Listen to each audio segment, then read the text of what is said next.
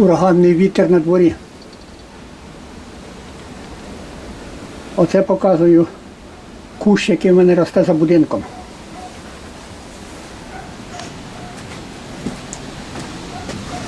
Дивіться, що робиться тут.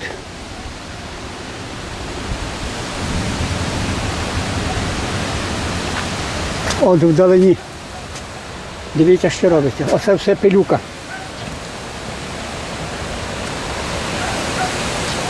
Оце так. Гне дерева вітер, ламає.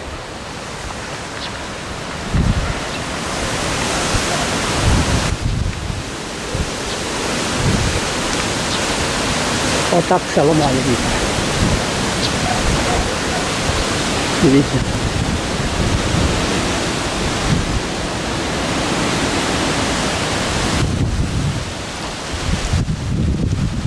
А це для скептиків показує альпійські вулики.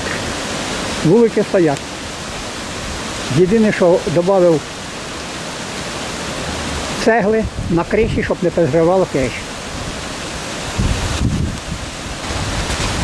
Все, починається гроза, буду тікати. От дивіться, що робить. Який вітер.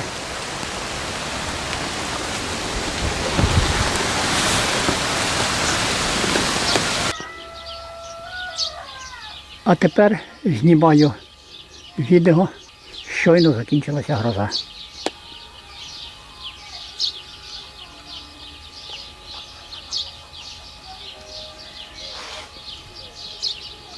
Все тихо.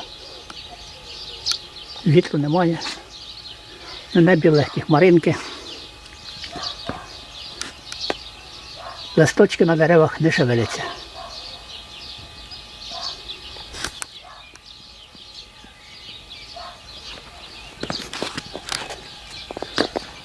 І от зверніть увагу на мої альпійські вулики.